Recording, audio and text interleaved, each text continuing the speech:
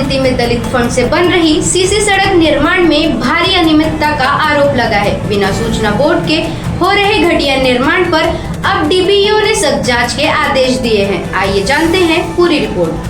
नागपुर जिले के हिंगना पंचायत समिति के अंतर्गत आने वाली ग्राम पंचायत सकुली में दलित फंड में बन रही सीसी सड़क के निर्माण में भारी अनियमितता का मामला सामने आया है। निर्माण स्थल से अनिवार्य सूचना बोर्ड नदारद है, जिससे निधि, लागत और ठेकेदार की जानकारी पूरी तरह छिपाई गई। पूर्व ग्राम पंचायत सदस्य दिनेश कोड़ापे ने मौके का जायजा लेकर घटिया सामग्री के इस्तेमाल का आरोप लगाया है और पूरे काम की तकनीक की जांच की मांग की है। दूसरी तरफ ग्राम विकास अधिकारी ने मामले पर कोई स्पष्ट जवाब नहीं दिया। विवाद बढ़ता देख पंचायत समिति के समूह विकास अधिकारी संदीप गोरशलवार ने मामले की विस्तृत जांच के निर्देश दिए हैं। उन्होंने स्पष्ट किया है कि जांच में नियमों के उल्लंघन या सरकारी धन के दुरुपयोग की पुष्टि होने पर जिम्मेदार अधिकारियों और ठेकेदार पर सख्त कार्यवाही की जाएगी। फिलहाल ग्रामीणों को जांच रिपोर्ट की बेसब्री से इंतजार है।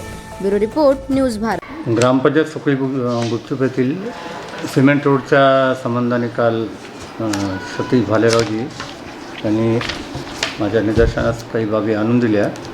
त्या अनुषंगाने आपण ग्रामपंचायत सचिवांना सकाळी बोलवून त्याला विचारणा केली आणि त्या अंतर्गत तुम्हाला माहीत नाही असं नाही होऊ शकत, तर नाही मी माहीत नाही असं नाही बोललो असं त्यांचं म्हणणं आहे। त्याच्या संबंधाने त्याला लेखी खुलासा म्हणजे सुकळी गुपचूपचे जे विलेज डेव्हलपमेंट ऑफिसर डाकपोळे ते म्हणतात की आम्हाला या कामाबद्दल माहीत नाही आणि बिना फलकाचं काम करतात, दलित निधी फंडातून काम करतात, पण त्यांना काही खबर नाही, माहिती नाही। त्याबाबत विचारणा करतोय साहेब, प्रतिक्रिया आहे त्याच्याबाबतच आपण लेखी स्वरूपात त्यांचा खुलासा मागवलेला आहे त्या संबंधाने आणि तो खुलासा प्राप्त आल्यानंतर पुढील कारवाई आपण करू। तो जो आहे रोड बनत आहे सिमेंट रोड, तो किती लाखाचा आहे, करोडोचा आहे, तो खुलासामध्ये त्याच्या येईल। एक आम्ही जे आहे सीईओ मानवणी साहेबांना कळवलं आहे हो, आणि त्याच्यावर 10 लाखाचा कारवाई कोणती करण्यात येईल। तुम्ही लेखी पत्र दिलंय, तर त्या पत्रामध्ये काय लिहिलं आहे? त्या पत्रामध्ये तुम्ही ज्या बाबी नमूद केलेल्या आहे त्या बाबीच्या अनुषंगाने त्यांनी संपूर्ण बाबीचा खुलासा करावा। डाकपोळेला निलंबित करण्यात येणार की नाही असा सवाल आहे। नाही, आता तो आफ्टर आहे की नाही सर? आता तो खुलासा मागवलेला आहे, तो खुलासा प्राप्त झाल्यानंतर पुढील कारवाई करण्याची।